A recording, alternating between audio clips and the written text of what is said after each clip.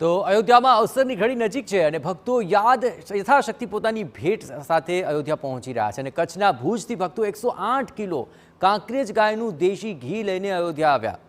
રામ મંદિર ટ્રસ્ટે આખરે આ ભક્તો દ્વારા આ ઘી અર્પણ કરી દીધું છે અને મકર સંક્રાંતિના પાવન અવસર પર શ્રી રામ મંદિર પ્રાણ પ્રતિષ્ઠા પર્વને લઈને કચ્છી ભાઈઓએ દાન કર્યું છે। તો ભેટ સોગાદોના સિલસિલાની વચ્ચે ગુજરાતથી કચ્છથી અહીં ઘી આવી પહોંચ્યું છે કે જે કાર સેવકપુરમમાં ટ્રસ્ટને સોંપવામાં આવ્યું છે। 108 કિલો ઘી સાથે આપણા કચ્છી ભાઈઓ આવ્યા છે। તમે 108 કિલો ઘી લઈને આવ્યો છો, કચ્છથી કદાચ આ પહેલી ભેટ આવી છે રામ મંદિરે? જી, પહેલી ભેટ છે। અચ્છા, શું ભાવથી લઈને આવ્યા છો? પૂરી વાત કરો અમને। ક્યારથી નીકળ્યા છો? કેટલા કિલો છે? દિલથી ઈચ્છા થઈ કે શ્રી રામ પ્રભુને ઘીની ભેટ ચડાવીએ। ત્યાં કચ્છ ભુજ, મારું ગામ કોટડા ચકાર, હું દેશી ગાયનું ઘી બનાવું છું ત્યાં। તો ઈચ્છા થઈ, શ્રદ્ધા થઈ કે પ્રભુ શ્રી રામને અર્પણ કરીએ।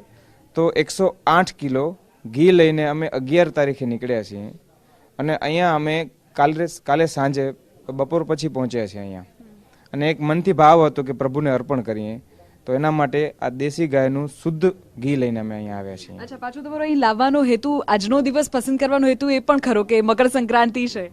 આજનો દિવસ પવિત્ર છે કેમ કે મકર સંક્રાંતિનો દિવસ બહુ જ સારો કહેવાય કે જે દાન માટે ઉત્તમ હોય છે। તો દિલથી ઈચ્છા થઈ કે મકર સંક્રાંતિના દિવસે પ્રભુ શ્રી રામને અર્પણ કરીએ, તો આજે અર્પણ કરવાનું અમારો ભાવ હતો। શુદ્ધ દેશી ઘી, વલોણાનું ઘી લઈને આવ્યા છો? જી, ચોખ્ખું દેશી કાંકરેજ ગાયનું શુદ્ધ ઘી જે માખણમાંથી બનાવવામાં આવે છે તે અમે બનાવીએ છીએ અને એ ચોખ્ખું અને સારું ઘી લઈને આવ્યા છીએ। 108 કિલો ઘી અત્યારે અહીં કચ્છથી આવી પહોંચ્યું છે। કચ્છી ભાઈઓ અત્યારે અહીં લઈને આવ્યા છે। રામ મંદિરમાં પ્રભુને અર્પણ કરવામાં આવ્યું છે। કેમેરામેન નેટવર્ક પરમાર સાથે વિધિ, TV9 અયોધ્યા થા।